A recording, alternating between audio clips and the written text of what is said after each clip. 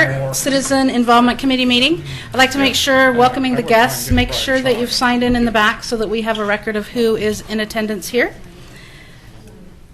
And I'll turn to Barbara for the roll call. Okay, Tony is excused tonight. Mark Matheson. Here. Linda Basinger. Here. Dennis Anderson. Here. Mike Mitchell is excused. Amy Wilhite. Here. Joyce Gifford. Here. Faith Lee. Here. Rita Mills. Here. Jesse Buss. Here. Stephen Haberbeck is excused. Barbara Rinkin. Here. Harris Quinn. Oh, that lost. Harris. No. Karen Morey. Here. Bill McConnell. Here. Gary Fergus. Here. Brian Boyce. Here. All right, thank you. First up on the agenda is public comment. If anyone has anything they would like to comment on that is on the agenda. Not on the agenda. Sorry. Anything that is not on the agenda, we'd ask that you fill out a comment card, but you're welcome to comment first and then fill it out if you hadn't had a chance. Did anybody want to speak on something not on the agenda? All right, we will move down to Public Works. John. Oh, that was quick. Oh, yeah. Hi, John. My microphone. So I'm just going to go through a few of the capital projects like I always do. The sanitary sewer moratorium projects, we've got a couple of them underway right now. One's under construction. And right now they're at 14th and Buchanan, so they're in the heart of the McLaughlin neighborhood. So they're in a narrow street. The original intent for that project was to use a method we call pipe bursting, where they take the old pipe and they ram a hydraulic hammer through it and they pull a new pipe right in behind it. We've had some real challenges getting that to work in this particular location. So because of that, they're open cutting that area. So we hadn't planned to open cut that area, but we're open cutting it. And even with that, they're having some problems with some of the trenching up there. It's pretty deep and kind of problematic. So just know that they're moving a little slower than we'd hoped for, and the trenches are getting a little wider than we'd hoped. So it's kind of been a problem. But we've got a good contractor up there, so we're happy with that, and they're making good progress. It's just not as quick as we'd hoped.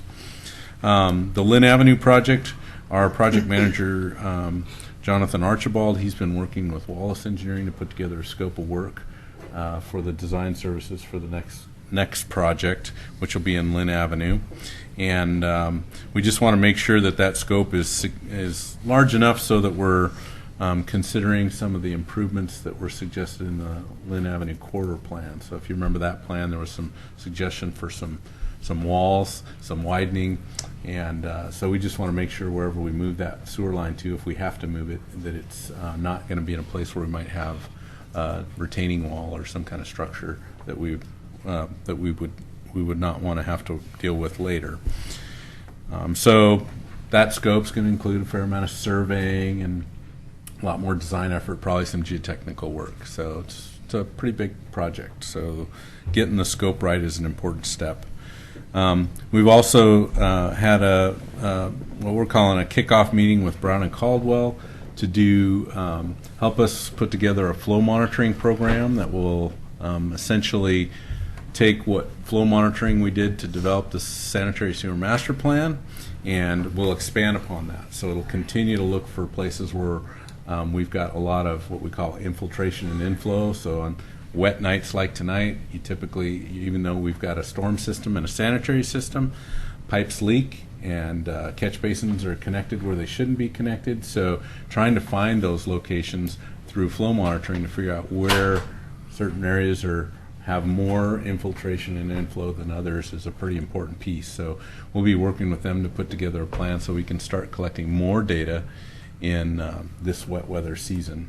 And then we're also talking to them about implementing a program that we haven't implemented for many years for a variety of different reasons, but we want to re-implement a smoke testing program.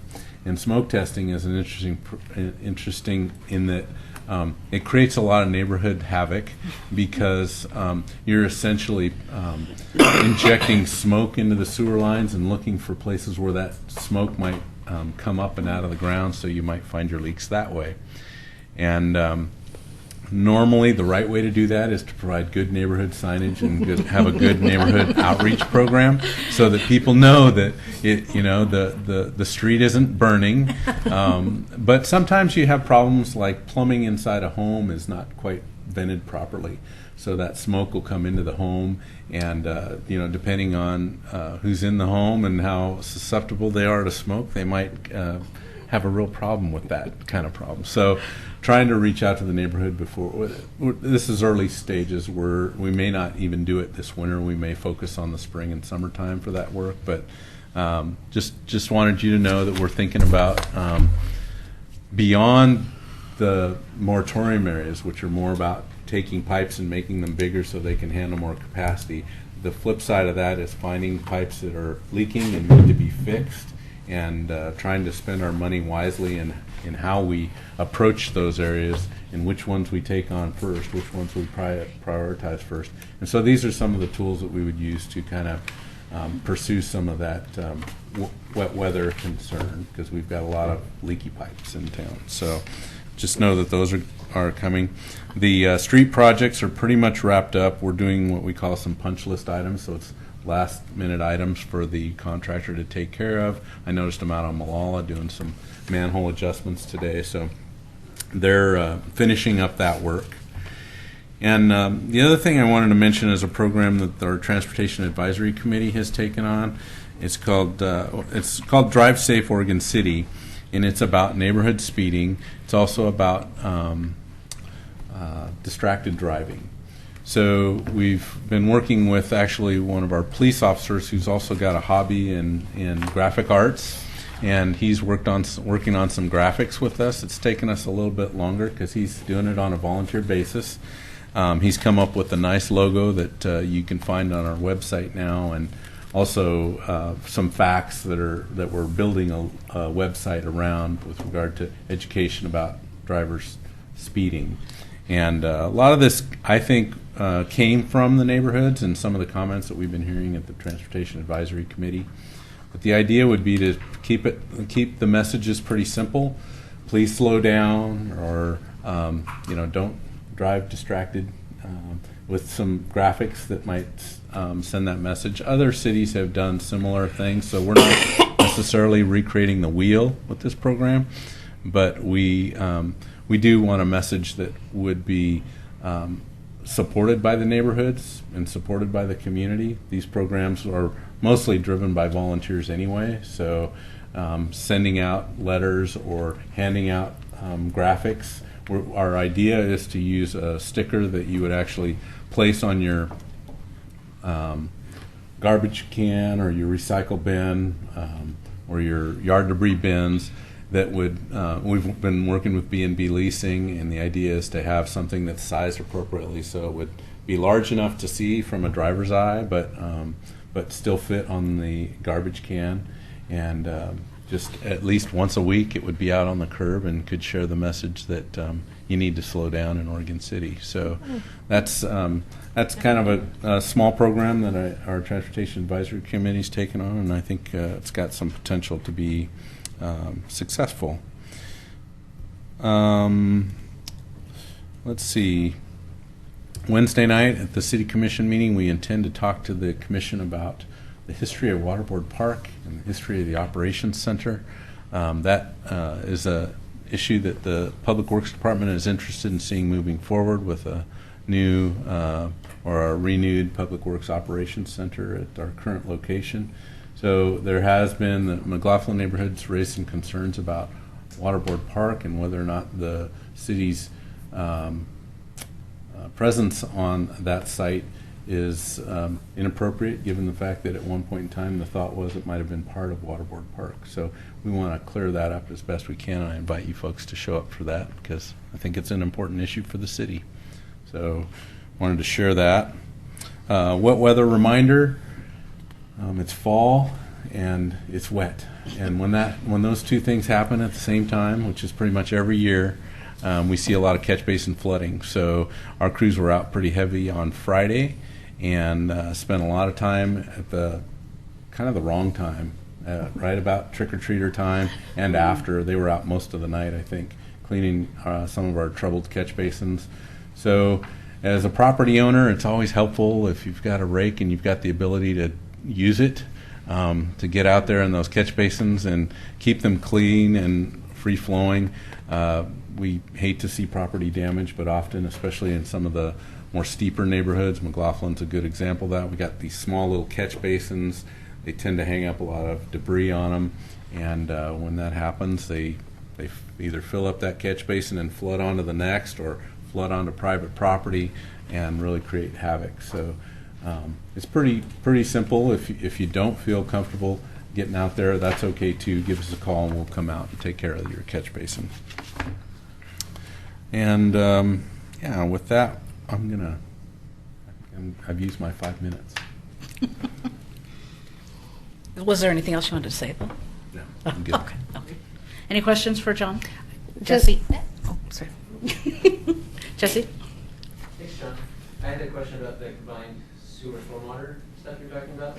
Is the problem where homeowners have hooked up, for example, stormwater to their sewer line without city's knowledge, or is it more of the larger, basins that are out of the street that are combining? Does that make sense? Yeah, and Oh, your mic must not be on. so the question was: is it more a problem where property owners and rain drains have connected to this sanitary sewer system, or more like catch basins and road drainage that's connected? How big are the problems? Are they small, hard to locate, or? Yeah, I think for the first few years of the program, Jesse, we're probably going to spend a lot of time looking at those larger contributors. If it's a catch basin connected, those are relatively easy to take care of as long as there's a storm drain system to plumb it to. The roof drains and connection of private properties is an individual thing, and if you can imagine all those, for the most part, Oregon City's been developed with a separated system. But there are neighborhoods like in the Kenema neighborhood and the McLaughlin neighborhood, most of our older neighborhoods, where you still find a lot of roof drains and catch basins and roof drains and footing drains, those kind of things connected to the sanitary sewer system. And when that happens, it's, as you can imagine, all the rain that lands on your roof or any of the drainage that collects around your footing drain. There's a lot of water on a night like tonight. It's quite a bit, and so that just inundates the system. So I don't know which is the bigger problem. That's part of why we need to do more flow monitoring and more smoke testing. And the smoke testing, if you've got a roof drain connected to it, again, you typically see it at the roof drain, and it's pretty obvious. I guess the next step is figuring out, one, do we have an adequate storm drain facility for that kind of a problem to handle that if we were to divert it to the storm drain? And second is, what kind of policies should the city consider to encourage folks to change that or to require folks to change that? And we haven't gotten there yet. For one, because we don't know how big that problem really is. Thanks for looking into it. All right, Karen? I've seen like mesh bags of leaves next to catch basins. Are those, first of all, are they effective? And secondly, does Public Works have those available? That they're like a buffer to hold the leaves back? I think what you're talking about is what we call a bio bag. It's got wood chips in it. Okay. It's not really intended to hold the leaves back. That's more for erosion control when we have a contractor in the area. Now we've kind of converted to a sock that fits in the catch basin, and they work really well, except for when they get plugged with leaves, and then they kind of plug the catch basin. So the bio bags are not really intended to keep the leaves away from the catch basin. The best way is to just rake the leaves and get them out of the drainage way or the curb line. Because I know when I was working at the bookstore, a lot of times the drain on the kitty corner here picks every leaf coming up down 7th Street and piles it up in the drain, and I was trying to keep it clean. Yeah. But those kind of looked like they might be effective, so. They probably are. Then you'll get a big wad behind Behind them. and then it'll eventually push that down to where it shouldn't be, and they just Keep raking. Then they become raking works. Okay, Joyce? I just want to thank Public Works for the work on Molalla Avenue in and out of our little neighborhood. The work crews were really good about helping us especially traffic when one of the roads was blocked off of having to travel around and go through the other roads. And so we're very glad that that's done. And also when we put in the request about the storm drain cover that was pushed up and creating a real traffic hazard, once that was reported on Go Request, it was taken care of within 90 minutes. And thank you for the prompt response. We appreciate it. Yeah. We've got guys that really care about those kind of things, so they show up quick.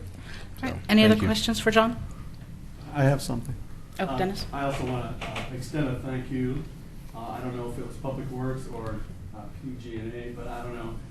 It seems like we had a tree fell on 4th Avenue and knocked out that whole lane of houses. And the work was done in, I think, record time, I would believe. Coming from Long Island, I consider the kind of work that you did, or your crew, going out in the rain and taking down the tree or moving the tree off the line and putting it back online was very efficient, and a lot of people should thank you for that. Well, I'd love to take credit, but I'm not sure. You weren't I'm involved. not sure if that was us, but we do often, usually PGE will cut away the limbs and get the wires back in place, and then they call us to move the trees. So it may have been us, but I didn't get a report. Quite a group of men out there the other evening. Was that Friday night? Saturday? Saturday. Saturday. Okay. Well, I'll pass that along.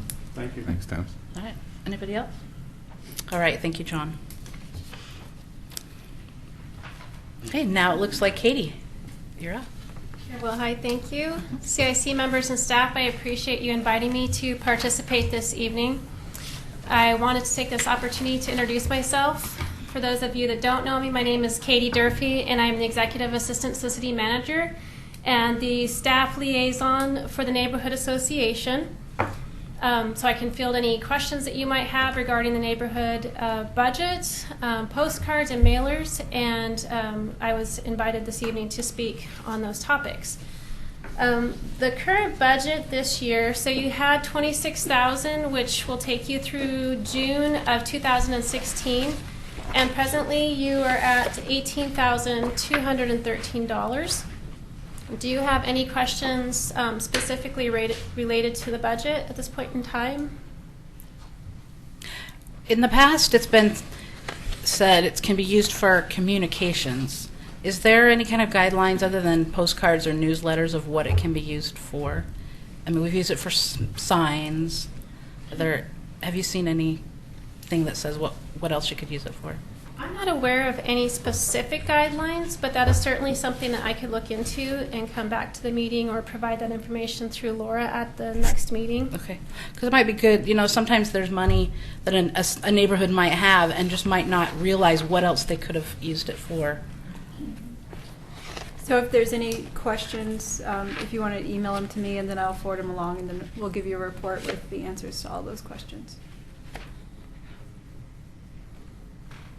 Does anybody else have a budget? And do you send this out to the chairs, right? Some of the people here are representatives, but might not be the actual chair for their neighborhood. I guess that's a really good question to ask. I can provide that on a biannual basis if you would like, and if you would like to provide the specific individuals for that to be disseminated to, I would appreciate your feedback so that I can make sure that I'm providing information appropriately and getting it out there for transparency purposes and as a guide for you to be able to assist the neighborhoods in being able to monitor their individual budgets. So further direction would be great. Okay. From you.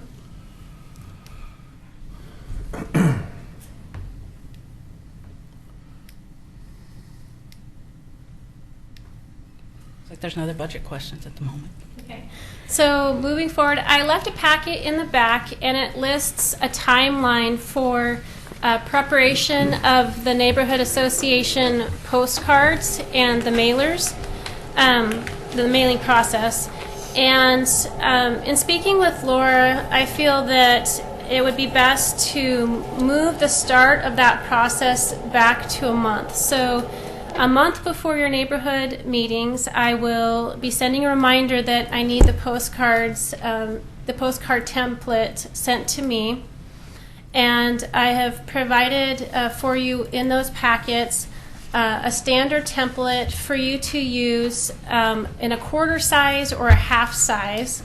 So if you will please use the standard template moving forward, place your information in that template and send it to me. I can get that postcard out to Buell's Printing. So 3 weeks before the meeting, I'll have you send the postcard to me. And then once that is, once I receive the postcard, I will forward that on to the print shop, allowing them 2 weeks before 2 weeks before the meeting, the postcard to prepare, and then get off to the post office, and hopefully allowing a week prior to the meeting to have those postcards starting to come into the residents. I want to make sure that you're aware, even if you provide me with a deadline as to when you would like to have those postcards received, I have no control over when those will be specifically land in in those mailboxes. I can do my best to provide the print shop with the date that you are wanting to have those hit, but if there's anything that happens once they go to the mail to the post office, I don't have any control. I can do my best to give them ample time to be able to process it. So I wanted to make sure that you were aware of that. I do make sure that if you do provide me with a time frame to have those hit the mailboxes, that I do relay that to the print shop, and they provide the processing for that. Can you explain to us the process once the printer takes them, which post office, and do you know the process once it hits the post office? Because there's been some confusion there about Here to Seattle and back. What's that? So I don't know if it went to Seattle. They go and from back. here to Seattle and back. My understanding is that Buell's Print Shop takes the postcards to the Oregon City Post Office and then goes to Portland and comes back. That's my understanding of it. Because I thought they had to take them to somewhere else. My understanding is that those go directly to the Oregon City Post Office. Okay. Yeah, but they send them out to be sorted. Would you like me to get further clarification I to would. that? Okay. I would. Can I ask a question? I don't know what to push. You're good, Faith. Go ahead. Okay. Is the Hillendale, what happened at our last meeting, is that why we have this now? Or not? Because we didn't get any postcards at all, you know. Certainly, and I understand that, and I do apologize that situation occurred, and we are working to make sure that doesn't happen again in the future. It was a glitch, obviously, when it went to Buell's. They didn't print them at all, right? Certainly, and you were not charged for those either. So just to clarify, they received them from the city on time, they just weren't printed. All through the cracks. Right. But this timeline wasn't created as a result of that. It's more so to make sure that we could offer you the best service from the city that we can, and giving ample time to for the process to occur between Buell's and the post office. I had asked if you were going to be able to start a procedure that when they drop them at the post office, they'll let you know, so that you know where they're at in the process, so that this doesn't happen again.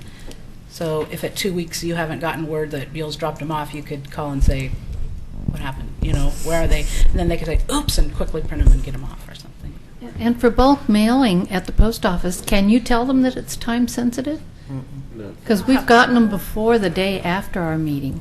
You can't. And that's really why we want to set up this process. We want to make sure that everybody is on the same page about when things need to get done, and you understand what happens on our end. Because once you give it to the city, there's a lot of subsequent steps, so that you understand what happens at Buell's and at the post office as well. So with this timeline, we think that even if there is a problem, there's enough wiggle room in there that you'll probably get them at least more than a week ahead of time, but at the worst case scenario, they'll at least get them a week early so they can One start thing moving. to keep in mind is if meetings happen during elections time, postcards have disappeared with all the election mailings.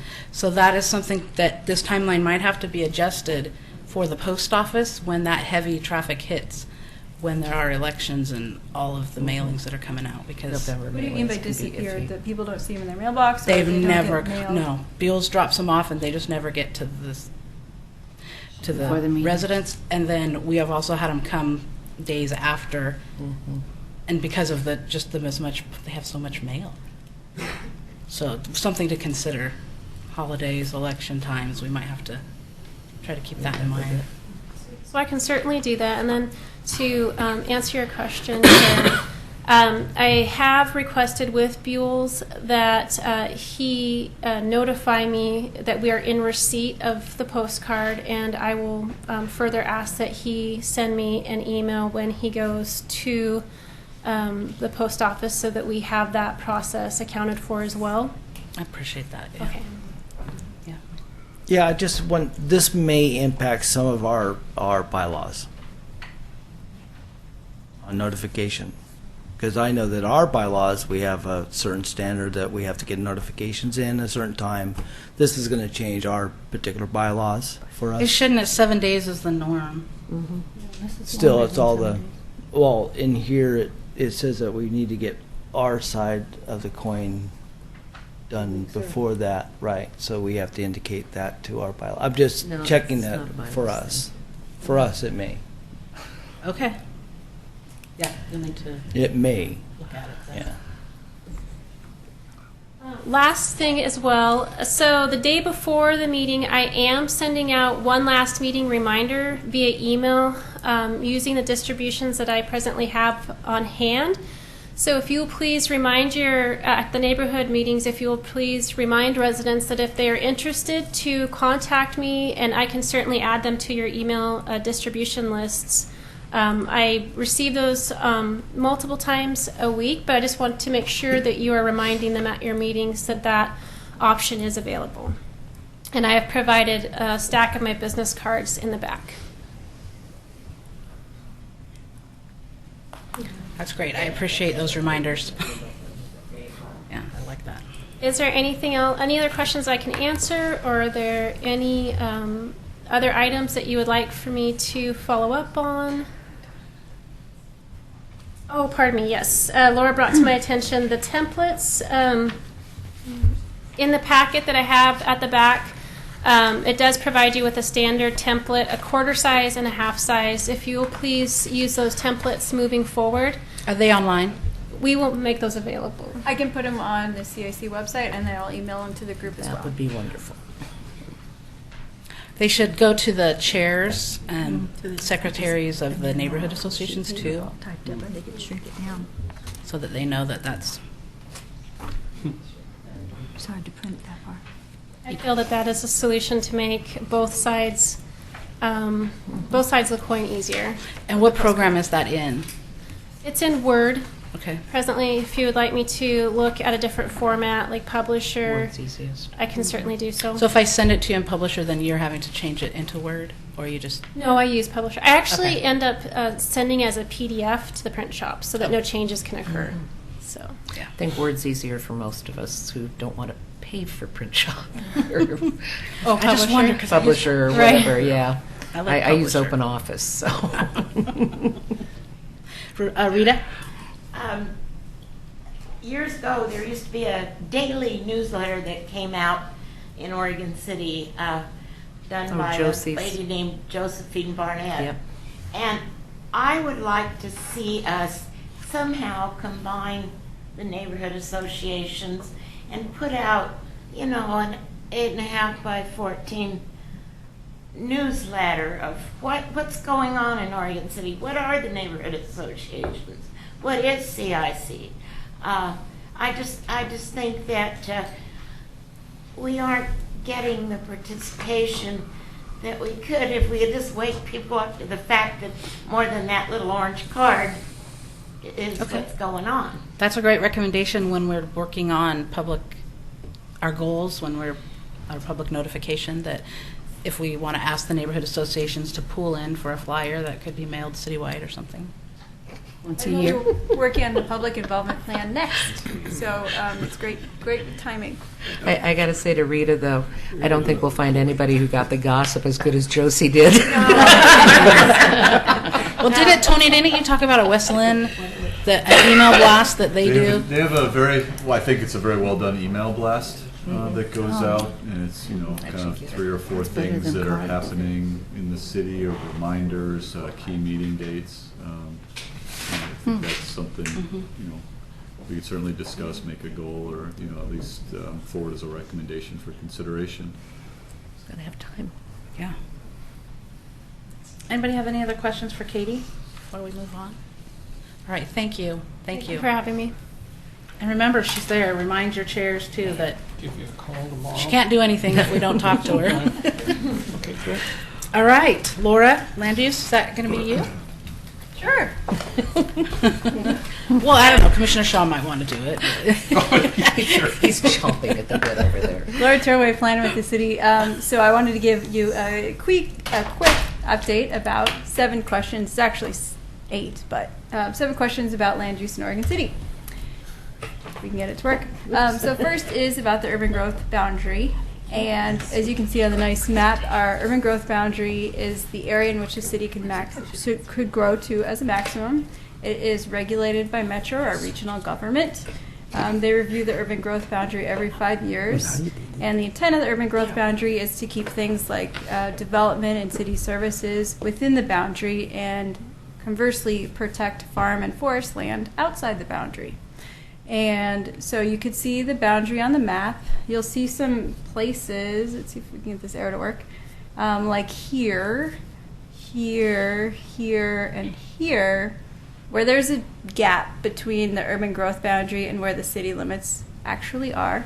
And we'll talk about those in a minute. But as a maximum, as of right now, this is where our urban growth boundary lives. Again, it's a living thing. It can be changed over time. So in 50 years from now, it may look different than it does now. Next topic is our comprehensive plan. The city has a comprehensive plan. It was last adopted in 2004. The comprehensive plan is like a business plan or a basic guide to how the city operates and how it works.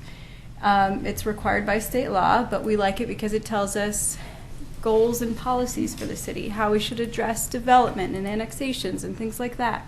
What are our priorities? It talks about citizen involvement, things like that.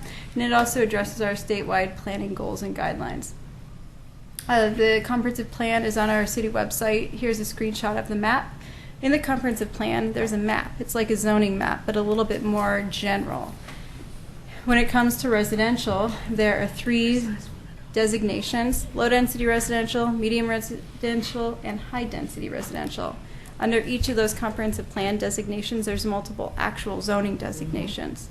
So as you're all familiar with our zones in the city, residential, they start with R, and then there's R10, 8, and 6. As a general statement, those are single-family zoning designations, and they're a minimum of 10,000 square foot lots, 8,000 square foot lots, 6,000 square foot lots. Then under medium-density residential, we have detached single-family homes, and then you can also get some attached homes, so kind of like a townhouse, but you own your own land, or you get a duplex. And those are, in those zoning designations, R5, R3.5, and then high-density residential is R2, which means for every 2,000 square feet, you can have a dwelling unit. And that's where you would see a lot of like condo units or apartment complexes or things like that. So when you look at our comprehensive plan and map, those are designations for residential. So the next topic are back to those concept plans areas, so those gaps. We're required to adopt concept plans for areas recently brought into the urban growth boundary. A lot of the areas that we adopted concept plans include a mix of areas that were brought into the urban growth boundary before that requirement existed and after as well. We have 3 places where we have concept plans. Park Place and Beaver Creek Road concept plans were created in 2007. Beaver Creek Road, as you saw from your presentation last month, they're coming back for readoption. There's a little bit of a map that needs to be amended and so forth. South End Road concept plan was recently approved as well. So concept plans mean that there's a plan, but it doesn't mean that development's going to occur anytime soon. There's no guarantee on when it will get built. As you can tell in Park Place, it's been a long time. It's been almost 10 years and nothing's changed. Well, in the concept plan. So you don't, here's a general process for development. So we go through a big public process to get a concept plan. We go through all these hearings. There's planning commission meetings, CIC meetings, city commission meetings, and then they adopt concept plans. And then typically after that you'll see annexations occurs, although a concept plan is not required before annexation occurs. And then when annexation happens, we'll talk about it in a minute, but that's also another kind of long process. And then there's our development process, which takes a while as well before they can actually get permits. So what we want to make sure is that we have orderly development and we have efficient city services, and all of these plans are just setting us up to figure out how to do that. So it doesn't mean development's occurring tomorrow. It'll all go through the process in due time. So annexations. We require double majority of annexations, so you have to get a majority of the landowners. The annexation process in Oregon City is different than it is in other jurisdictions. They vary. So in our jurisdiction, it has to go before the Planning Commission, and then it goes before the City Commission, and then it goes before voters. In Oregon City, voters have to vote them in. Then there's a little bit of going back to the City Commission after that. But in general, it's Planning Commission, City Commission, vote, and then you're in the city. If someone wants to develop after that, then they'll have to go through the development process after that. There's other cities where you may not have to go through so many commissions or on the ballot or so forth. So they're a bit of a mixed bag of topics, I forgot to warn you. The last topic is about development. We want to hear what everybody has to say. It's part of why we have a CIC, and we have public comment periods and all of our information on our website for you to read and ask us questions about. So there's lots of ways to get involved in Oregon City. Obviously, Neighborhood Association meetings, CIC. Public comments during the review process are a good thing. We don't see that many. We used to see more. We're not seeing that many in the last maybe 5 to 10 years. It sort of took a dive. We'd like to see more.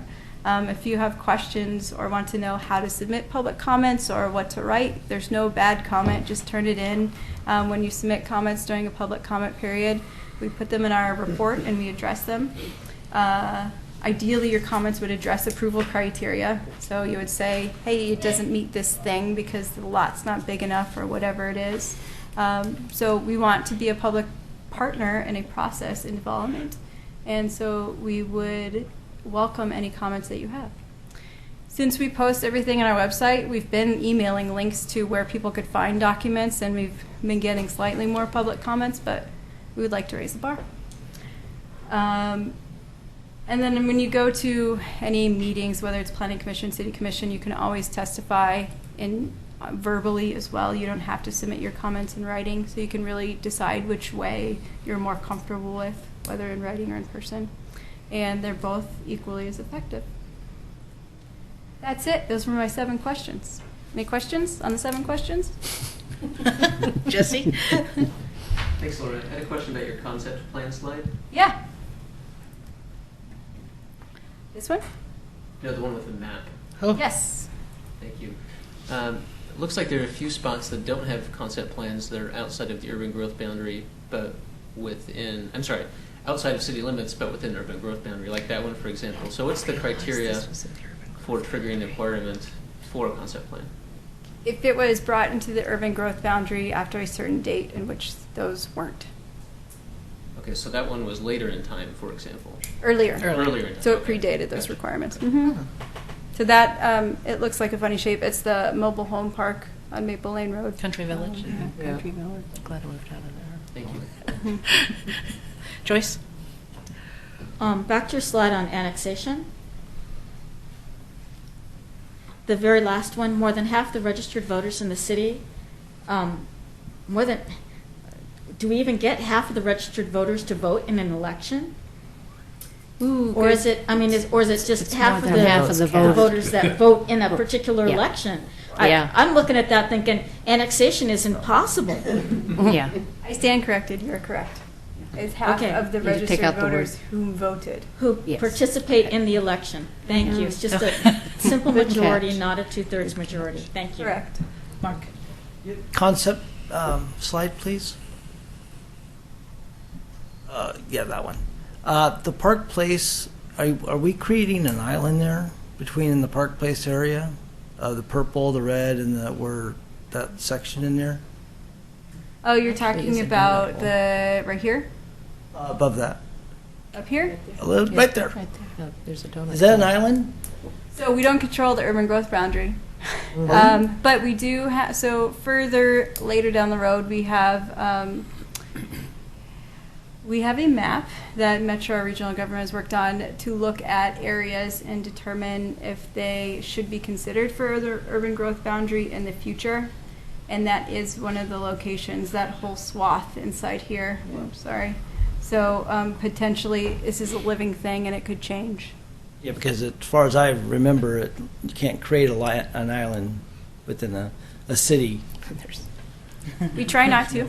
But yeah, so we have urban reserves and rural reserves map that sort of goes further beyond. That will then close that gap on ultimately what the urban growth boundary will be over time. It's all happened internally.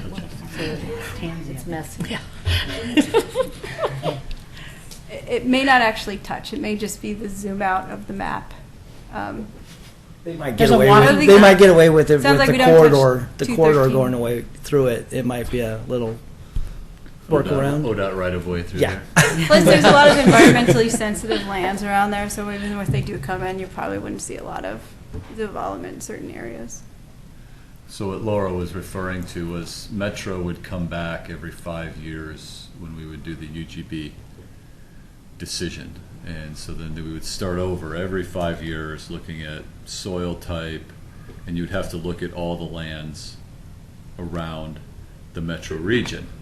And so what they tried to move to was what they call urban and rural reserves, which is to identify those areas appropriate for urban level development and those that are going to be set aside as rural. And the timeline on that is 50 years.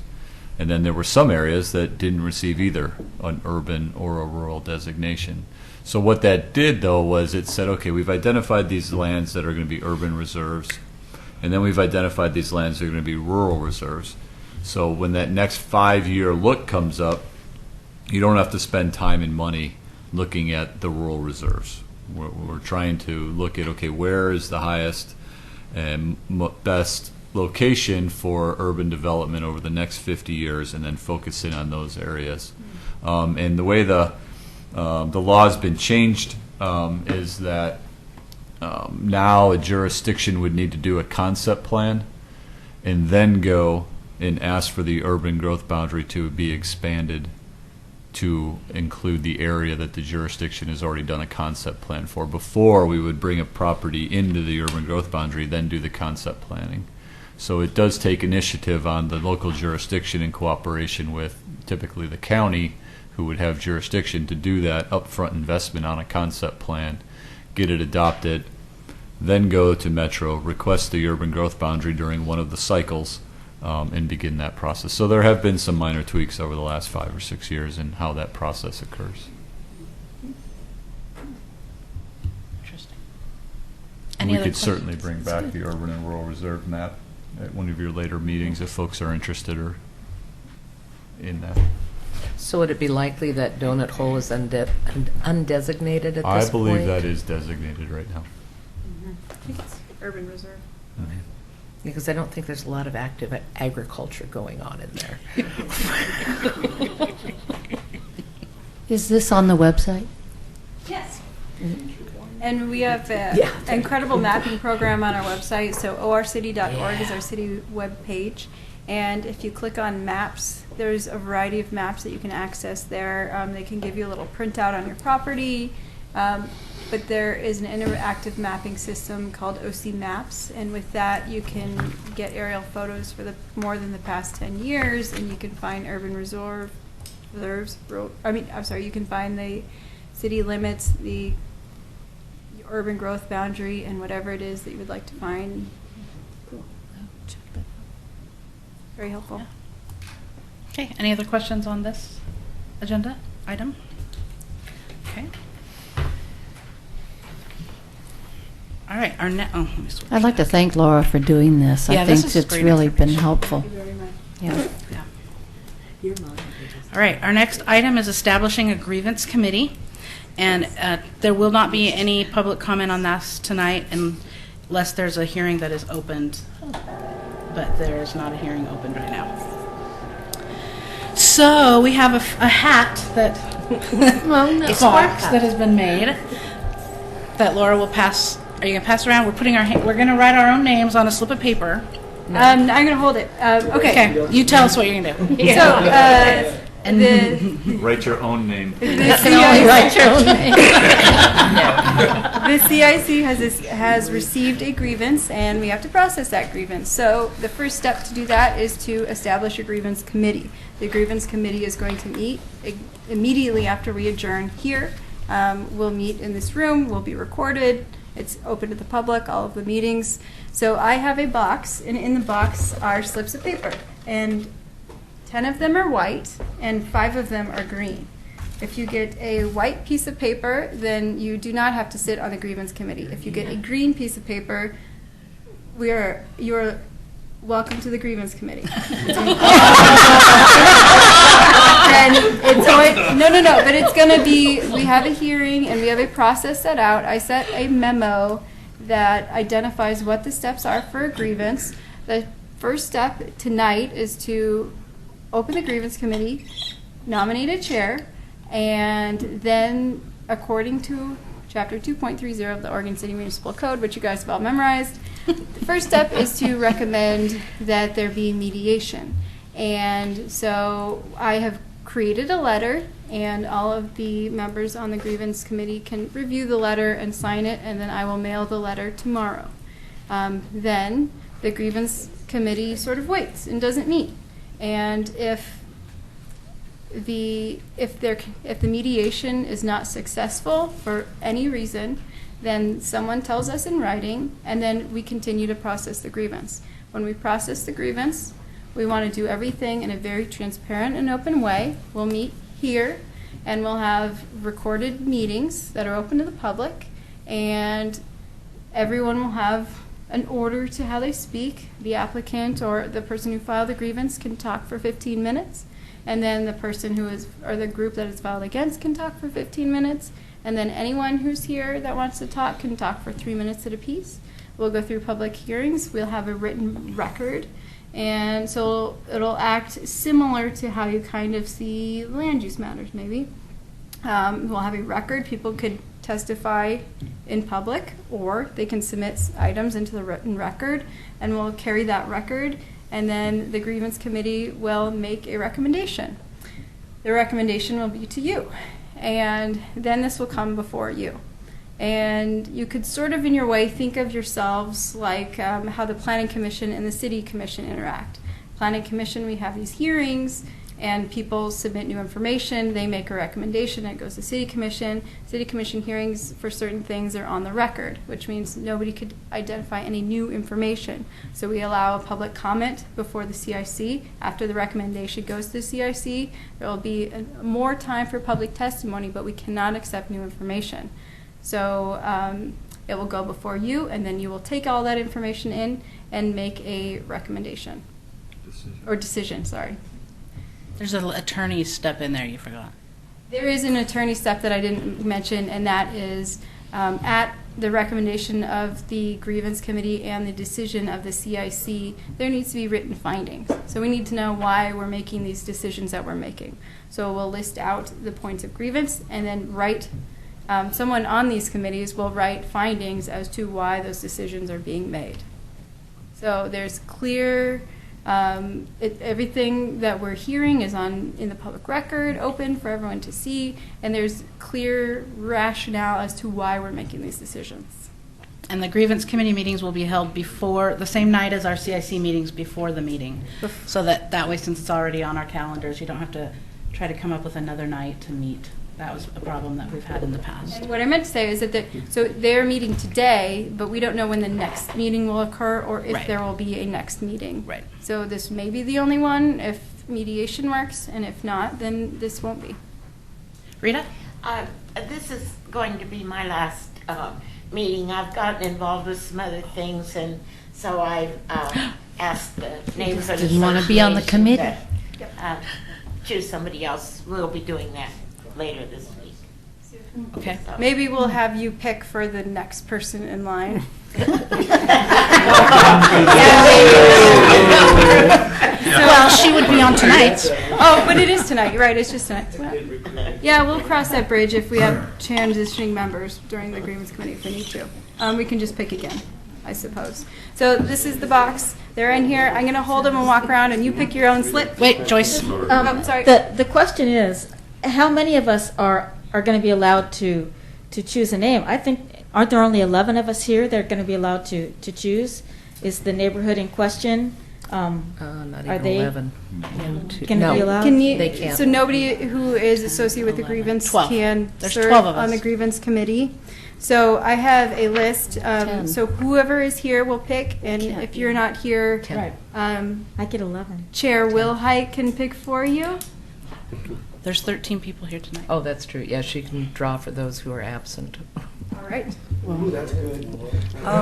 So, but again, Tony. If the Let's meeting pick Tony. tonight, if the meeting's those who tonight, are that wouldn't do absent any good. be chosen, that's, The only, well, because they may be on the night, the only problem would be if we couldn't get a quorum, but we could sort of cross that bridge when we get there. It's You a, need 3. we only need so we're going to three. go ahead and draw need- for Tony and Mike and everybody that's, No. That's correct. So it's Well, Tony, then, Mike, they're and members. Steve, just three. yeah, Tony, Just Mike, three. and Steve, they're on the committee. And that We, makes all for we need is 15. 3 people here for Yeah. a quorum. And she's got 15 total. Okay, got it. How many people But are if going to there's be 5 on? and those 3 people get drawn, that won't work. Why That's not? the only time, but let's cross our fingers, hope You're it not going to doesn't get happen. anything done tonight. If it does, we'll figure something out. So they'll have a quorum because they'll have 3 people here. But the only thing we're I think the people that aren't here ought to be. All right. That's what you get. And if you only have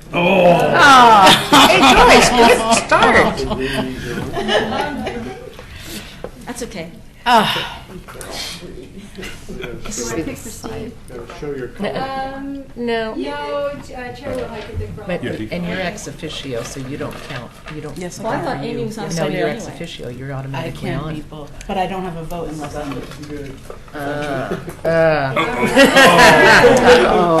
Does the green feel any different than the white? I know. Eat the evidence. Faith, you served last time. I know, so that ought to exempt me. I said I served my time. It should be fun, actually. I mean, Ah. I think it'll be a good experience. Faith, because 20 there'll be bucks. times No, Nope, not All those right, two. so we need one of you to pick green. And your successor will. First or Stick around for a bit. Rita. Oh dear. Okay. White. So we got 2 to go. I thought Jesse picked the green and Rita picked the white, right? So you want to pick for Tony, please?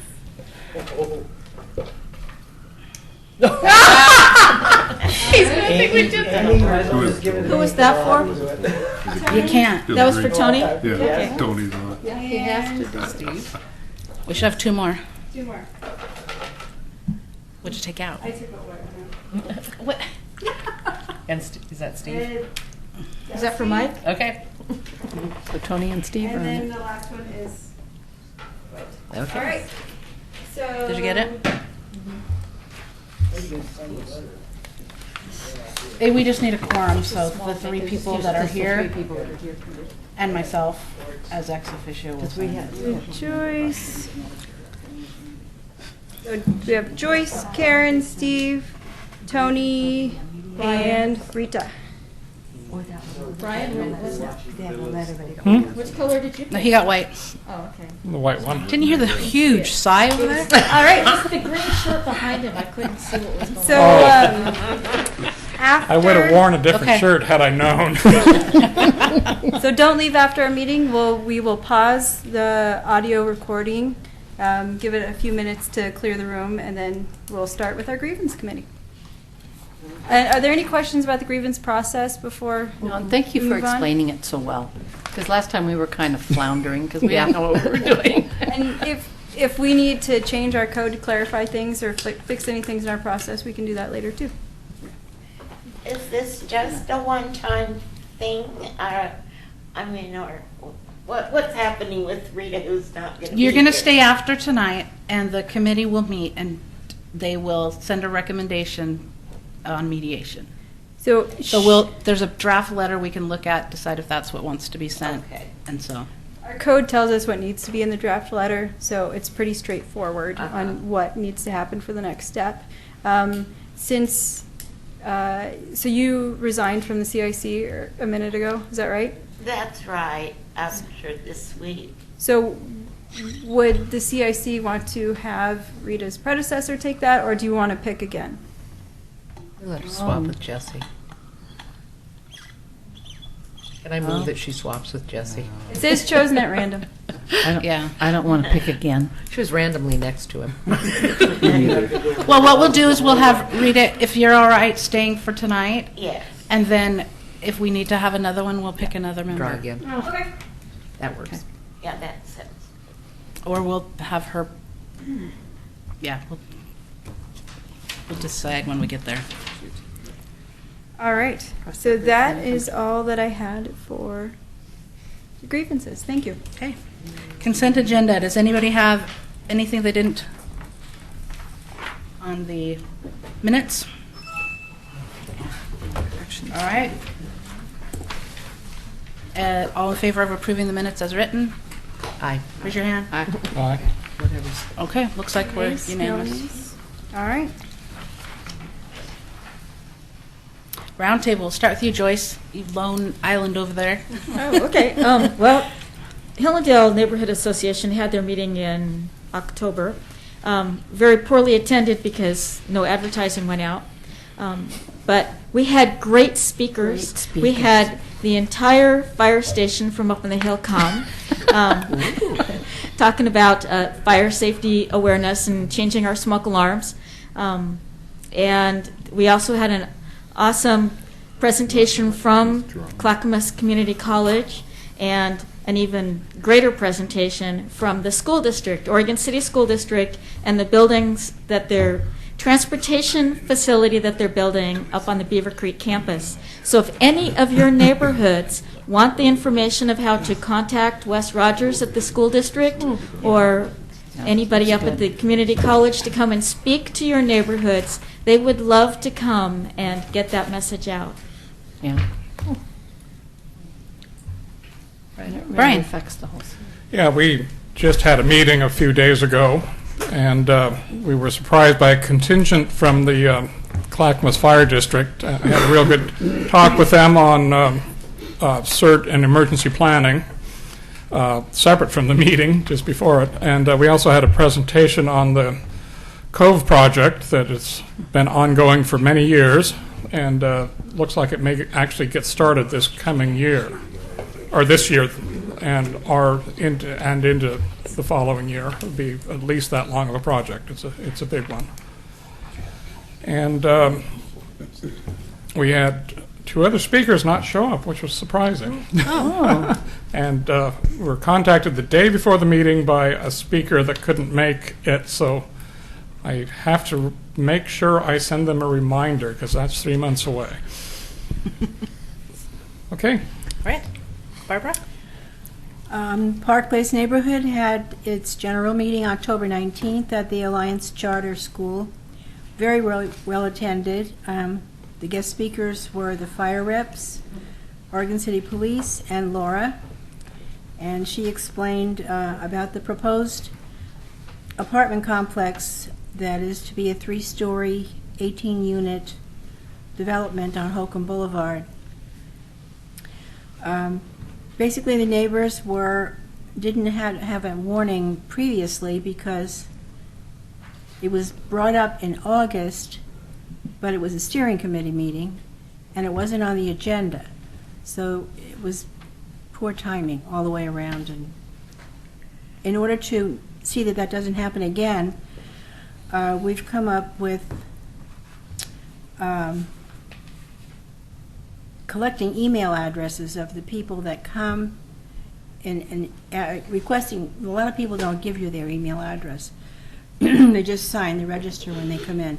So we had a lot of people sign up with their email address, so that if this should come up again, where we didn't meet in September and there's lapse of time, and the timing is up on the opposition or request for more information, it won't happen. We hope it won't happen again. So we also voted unanimously to donate $100 to the Lions Vision Testing at the Alliance Academy School. I think a part of the reason we had such a good attendance was there was a land use issue. The second thing was it was posted on Facebook and Nextdoor, and that seems to be helping. One or two here and there, and then tell their neighbor. I also attended the Kenema Neighborhood Association meeting, which was also very well attended, and it went very well. The Kenema Neighborhood will report on that. Thank you. Okay. The Gaffney Lane neighborhood met on October 22nd, and we had a good turnout. We had some new members coming. Also, I Agree Next Door is helping with that. We had Bob Cochran and Shelley, the VP from Clackamas, come and do their presentation. We had a last-minute addition from a project, a 3-story self-storage unit being proposed on Fur Street, back where the U-Haul is. You can see on Beaver Creek Road, up above that. The people that are proposing to build it have one in Hillsborough, and I think it was a Gresham or something anyway, but it's a nice all-indoor, big elevators with carts, and we all thought it was a great project, so that went over well. The fire department came to us too. I do have a few. I'm sure they talked about File of Life. I have a few extras here if anyone's interested in those, as well as the directions. And they've now put the template for the File of Life online, so that you can, if things have changed or you need to update it or you just don't want to write it out, you can just go in and fill it out and print it. So maybe it's for some of us that still have ours sitting there, maybe this will help us. So if anybody is looking for that. And they did say that when I talked with the gal from the fire district, she said they order them by the thousands, and they just are just going gangbusters. And so if anybody talks to you that says they stopped by the fire station and they were out, we're to tell them to leave their name and ask the firemen to bring them one, and that they will bring them one.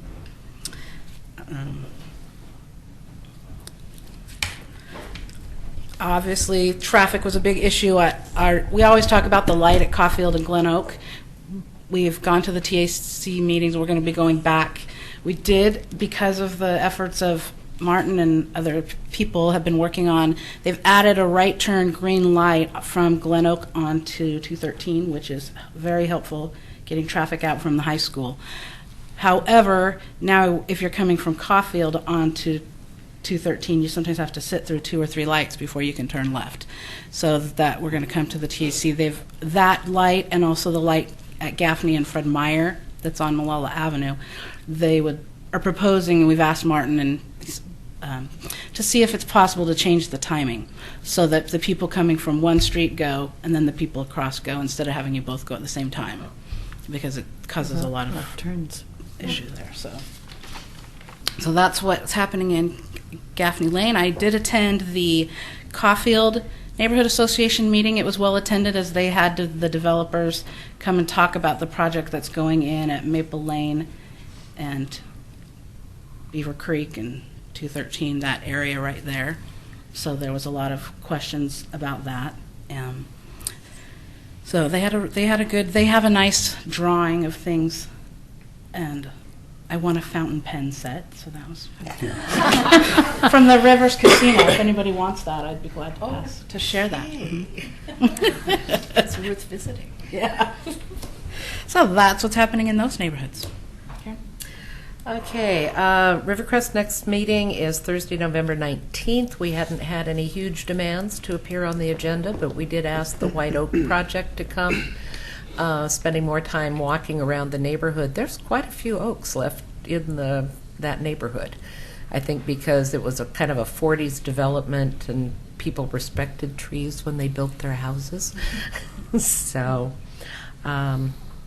that's about it. However, I have to say I was at a TriMet bus stop today, actually at the Milwaukee Transit Center, and somebody from TriMet was going around handing out little clip-on flashers. So if you're tempted to ride a bus or you want to go hang around the Transit Center, they have these wonderful little visibility flashers that they're giving out for free. I thought that was kind of lovely of TriMet. I can be seen at night when I'm walking. Yeah. Halloween night. Whew. Gary. I'm going to defer to Bill. Is that okay? Bill's the only thing Gary. I was going to mention, at our last meeting, Kelly Reed was there, and I would commend our planning department. She did an excellent job. She was very well prepared, answered all the questions that the folks had. So Great, thank you. very good for her.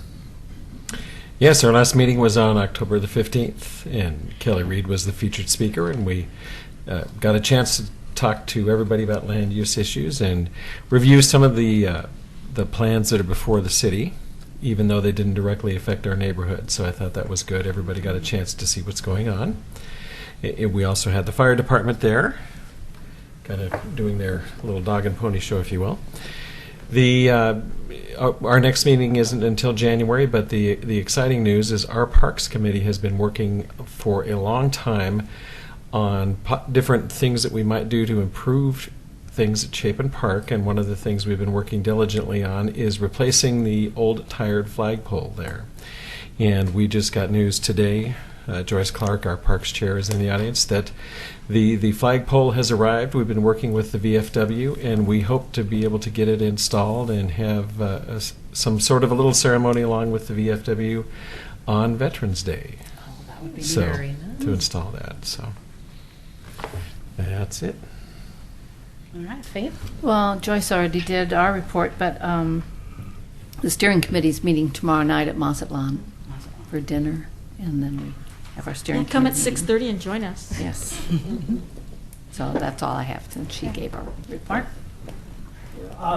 Barkley Hills has moved to meet every 2 months now in our neighborhood association. Try to get a little more activity. We had from what I understand, I've been out of the loop a little bit, but we had our picnic that supposedly went well. I wasn't there, so I was out on a wildfire. So, and then again, we're having a steering committee on the 11th of this month, and as far as I know, that's about it.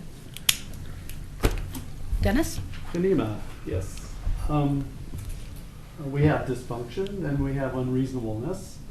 Despite that, we had a second reading of the bylaws draft on the 22nd. We have in that session, a very good meeting. We had a large turnout, 30 plus. We had 19 issues and articles that, isn't it on? Okay, it's on now. Oh, sorry. We had a good meeting. It was the 22nd. The storm in the last 3 or 4 months has been to combine criticisms and comments to supplement the draft that was worked on for a year and a half by a large group of people who volunteered within the community, neighbors who gave up their time and worked to consider the whole neighborhood as opposed to special interests. And what we had coming down to the 22nd was a presentation that aired the comments and the criticisms, gave an analysis by the Bylaws Committee, and determined to open it up to the general membership for a vote, up or down. All articles, 19 of them, were voted down, almost 2/3 to 1. not to be happy. We still have some considerations. We have some things to amend, and we move forward on that. It would be helpful, and it's sad that we have to proceed with a grievance, if we had people that were less unreasonable and would like to choose to participate as opposed to stand on the sidelines and throw rocks of criticism. That would be my view. That's personal. We have had some difficulty in getting this to come to pass, and I can only hope that that can go forward and we can bring the community back to a more healthy position.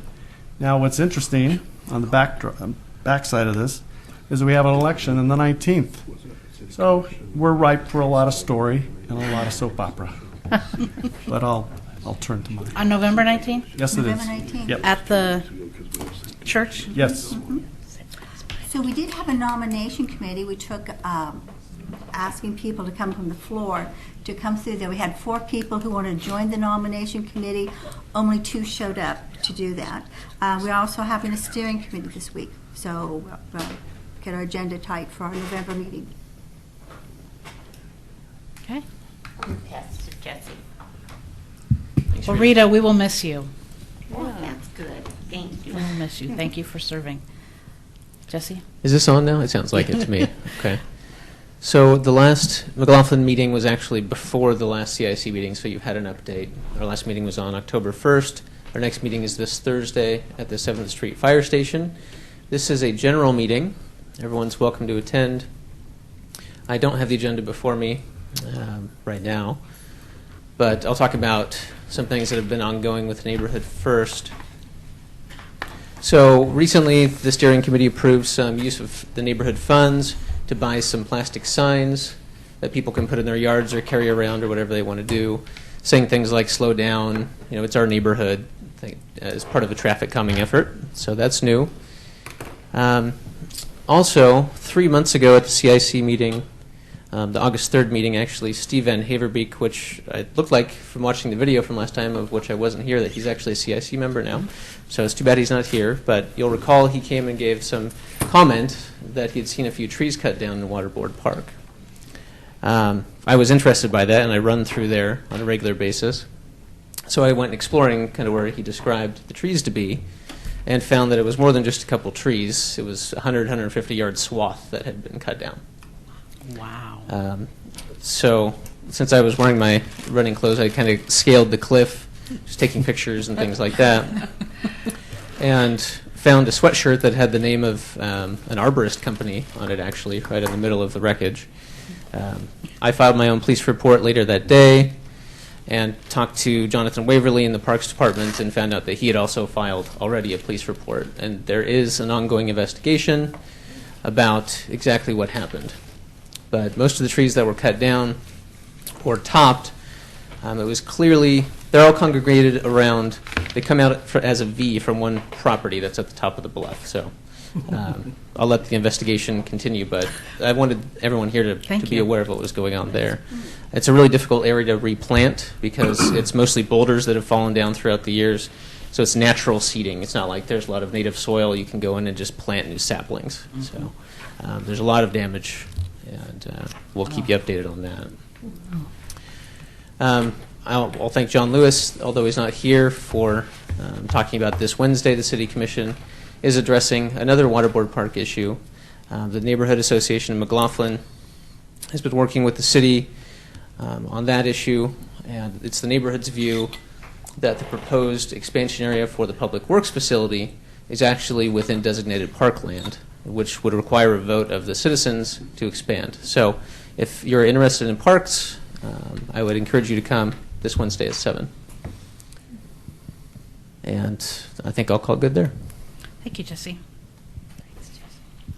All right. City folk? City folk. Commissioner Shaw. Okay. Well, first of all, I want to thank Rita on behalf of the city for your time on this committee. I can't think of anything that you would want to do other than this. But, so thank you for that. Check the bingo parlors. Bingo. I got it. All right.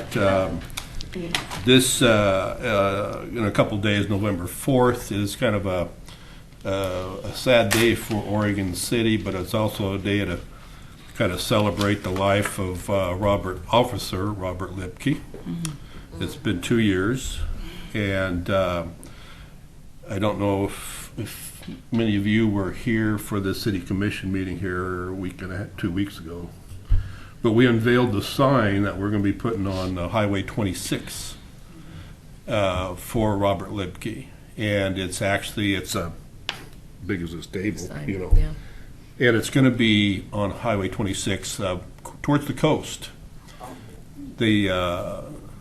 Wendy, his wife, said this is a place where he liked to hunt. This is where his getaway spot was, and it's where he went deer hunting all the time. So I'm not sure how many miles it is. It's probably closer to the coast than it is to here. So, but if you're on Highway 26 and stuff, and I'm not sure when this is going to be installed. Probably, hopefully within the next month. Next month or so. So we're going to have the sign installed there, and you'll see it. It's a big sign. You won't miss it. And it's just where he liked to go hunting and where he had to spend his time off and stuff. So it's going to be a nice remembrance for him. So anyway, that's all I got. Thank you. Thank you. Laura? All right. We've been busy at the city. As you have probably remembered, as of November 1st, our sign code is now effective. So, should you see any signs which shouldn't be there, so if they don't meet the standards for height, width, number, location, things like that, then feel free to give me a call. And we'll go through a code enforcement process to address it, or you can use the OC Request app as well, or call code enforcement directly. You can do anonymous complaints should you need to. The library has reported that the building is going well, the slab's been poured, and everything's on time. They're doing a good job over there. Our Natural Resource Committee has 2 openings. There are 2 terms that are expiring at the end of this year, 2015. So if anyone would like to also volunteer on the Natural Resource Committee, please apply. We have applications on our website for all of our open committees. Friends of Trees will be doing a planting event on December 5th in the Barclay Hills and McLaughlin Neighborhood Associations boundaries. There's lots of different places they'll be planting trees. We need more volunteers. If you want to volunteer, you can link to the project on our city website or call Friends of Trees directly. Also, if you live in one of these locations and you would like a tree planted in your planter strip or something like that, it's a bargain at only $35. And you have lots of help planting it, too. A reminder to email me your 2016 Neighborhood Association meeting dates. So then we can update our flyer, which we want to send out soon, and then also our website as well. Then lastly, the Planning Commission is very busy with lots of activities. One of the things that they're going to be working on is we're going to have a Planning Commission work session on November 23rd for the Cove.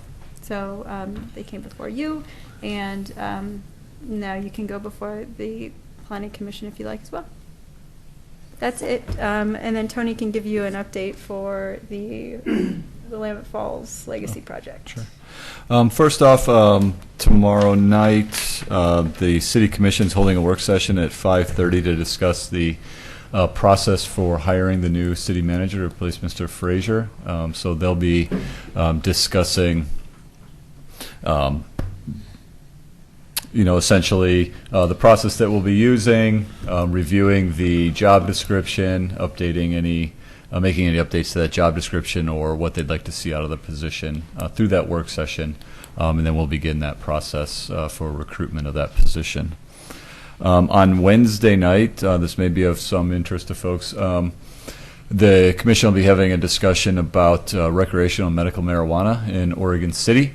Currently, our business license requires that a business be compliant with local, state, and federal laws. Since marijuana is still listed as a narcotic at the federal level, we do not issue business license for recreational or medical marijuana in Oregon City. There's currently a case in Cave Junction.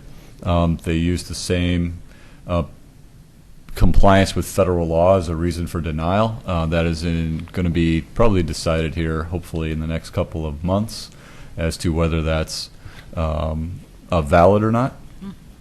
The second thing is that when Measure 91 passed, the legislature then took up options that are available to local jurisdictions as it relates to recreational marijuana manufacturing, wholesaling, retail sales. And what it did was it allowed jurisdictions to either deal with it through some type of time, place, and manner restrictions, whether that be in the municipal code through code enforcement or through the land use process. Or a local jurisdiction could elect to send to the voters whether portions of that or it in its entirety should be banned in the community. So the question before the commission on Wednesday night will be, what would they like to do? Essentially, we have until, I believe it's, I think it's December 22nd or so, for the city commission to pass an ordinance if they would like to put a moratorium on any certain type of medical and recreational marijuana or all of it in a city. And so essentially, by passing that ordinance, what it would do, it would put a moratorium on the OLCC or the Oregon Health Association from issuing licenses or registering those type of facilities in your jurisdiction. And then by passing that ordinance, the commission is agreeing to put it on the ballot in November of 2016 for the local voters to decide the issue. So that'll be a discussion on Wednesday night that the commission will be taking up. And then, so that'll be addressed one way or the other, how we're going to proceed at that point with marijuana, both in the city limits. Willamette Falls Legacy Project, we continue to move forward with working with Snøhetta Dialogue and Mayor Reed for the Riverwalk design and engineering. And then concurrently, we did receive a $550,000 grant from Metro for the Community Planning and Development Program, and then a $450,000 match from the property owner, and then another $25,000 from both Clackamas County and Oregon City to look at the private side. And so what we're calling it is the Development Opportunities Study. It's really looking at, you know, what are the viable economic uses of there on the property when you look at market studies, really diving in on some of the infrastructure costs. You know, there's more that goes into it than just getting a pipe to the property. It's getting water, sewer, streets, stormwater on the property, getting a better handle on what those costs look like. And we really are trying to run these concurrently, because as you can imagine, if you make a decision on the public access, on the Riverwalk design, that impacts what happens on the private side and vice versa. So we want to make sure that we're informing the decisions that are being made both on the public Riverwalk as well as on the private side as we move through that process. So we hope to be kicking that off in the next month and a half. So we do imagine on the public participation side, you'd see something similar to what we did the last time around for the vision document and the land use as it relates to the Riverwalk design and engineering. We've also sent in, or we're preparing to submit for a couple of grants in the area. One would be looking at trail connectivity between the Willamette Falls Legacy Project to Kaneema's Children's Park. So that would be trying to identify a trail alignment that would connect those two important destinations. Once you can get to the Kaneema Children's Park, you're into Kaneema Bluffs, potentially tying up into South End. So quite a bit of opportunities for bike and ped connection, not only linking Kaneema to McLaughlin and downtown, but also those other neighborhoods up on top of the hill, and creating those good connections through there. So really you'd be seeing through that grant, it's a relatively small grant, somewhere probably around $20,000, $25,000, but it would be focusing on how do we get there? And then we would bike obviously... escalator? Yeah, it would make it a lot easier. But then we would just obviously have to come back with the design. You know, it's a tough little trail to get through. You have significant limitations with obviously the bluff, properties along there, respecting the national designation of Kaneema, but that's the process, and so we'll hopefully be working on that.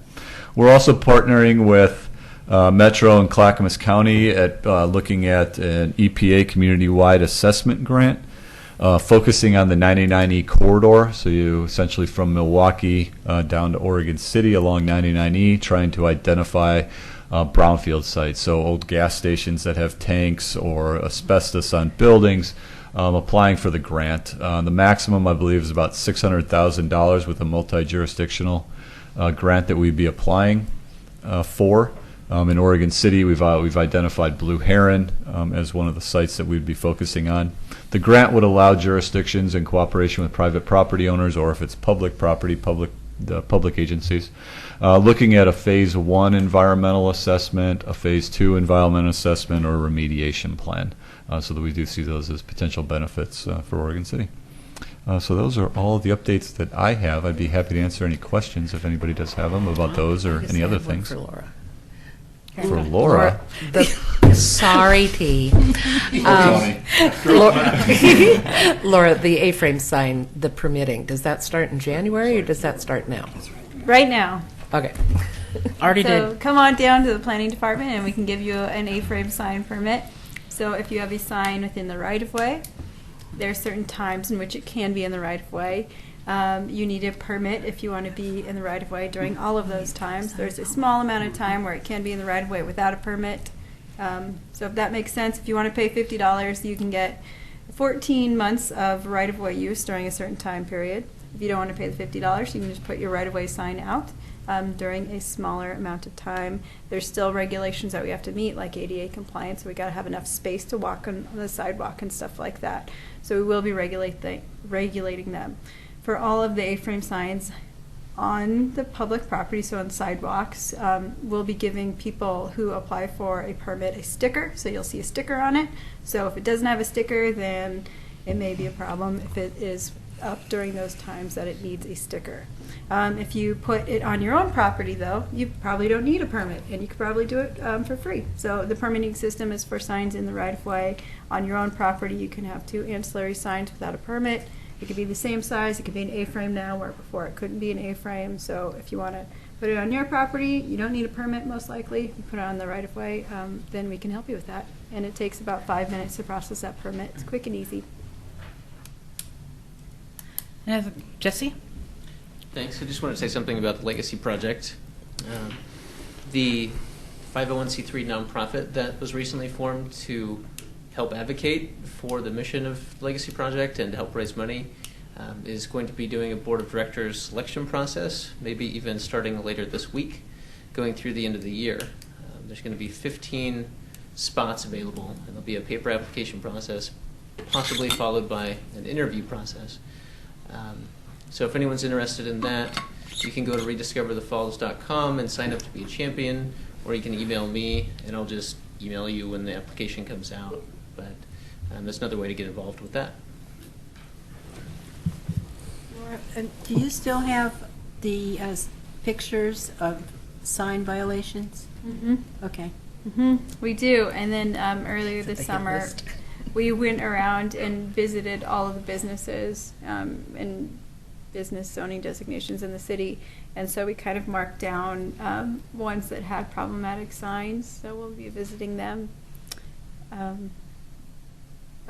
Our goal is for compliance, so we're not looking to give everyone to court or anything like that. So we want to make sure that people are aware of the process and they have time to fix whatever issues they have. Gary? Question. Tony, the meeting about the marijuana, is that public? Yes, it is. And testimony stuff too? Correct. Okay. It'll be at 7 o'clock on Wednesday here at City Hall. In here? Correct. Okay, thank you. Any other questions for Laura or Tony? All right. I believe that is it. Then we will adjourn. Remember, if you got a green paper, stick around. The green. All right. Welcome to the Grievance Committee on November 2nd, 2015.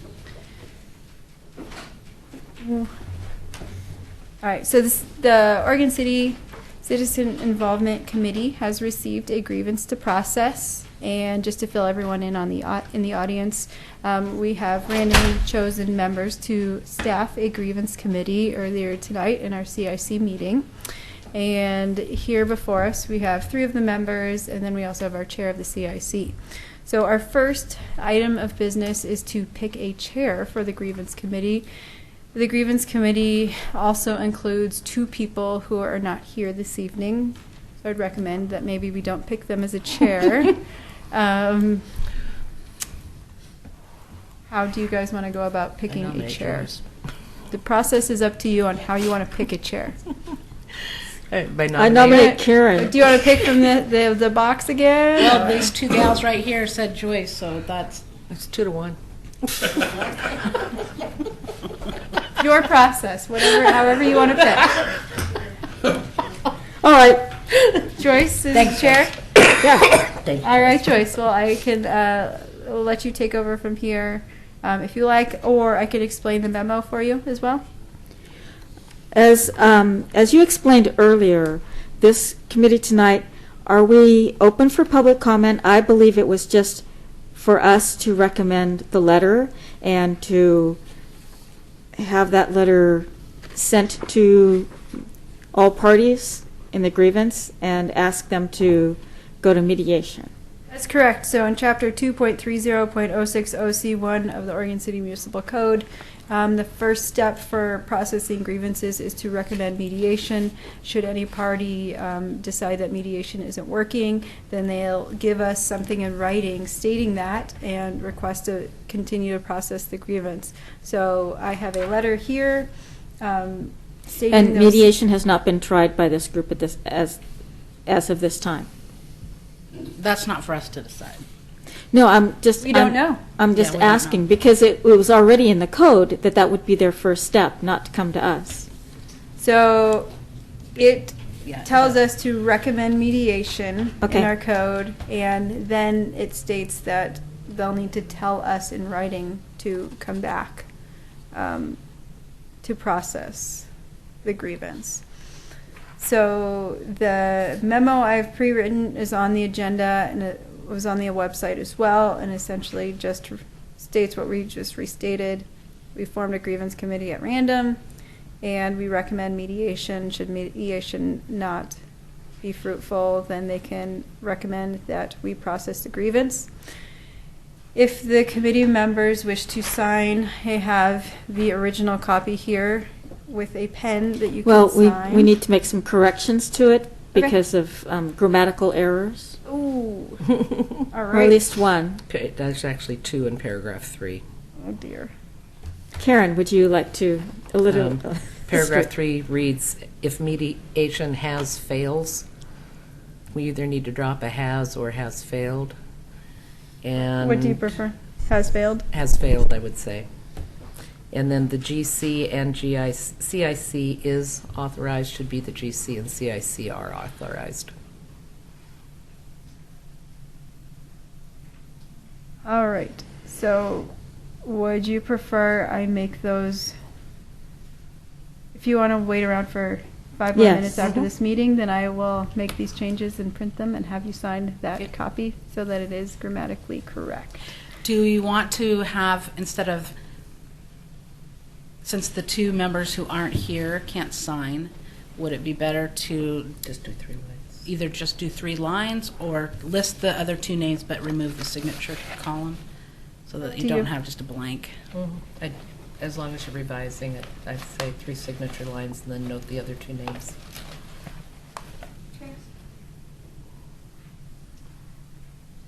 All right, and then after this. know the other names? Yes. After this meeting, we can, there will be no more grievance committee meetings, except for when we've received that notification. And then when we do return to have grievance committee meetings, they will be the first Monday of every month in this room. Are there any conflicts with that time or date? I noticed it said 5 o'clock. That gives 2 hours. Well, move it basically to an hour and a 6 half. Yeah, I kind of o'clock. wondered if we needed quite that long. Yeah. Would you prefer 6 o'clock? Well, I think that if it fails, Difference then for we can. 5:30. Yeah. Or 5:30. If you have 5:30. 15 and 15 and rebuttal of another 15, I think you need at least, probably 5:30. Okay, so for the next one, we'll put it at 5:30, and then should we need to revise that, we could do that.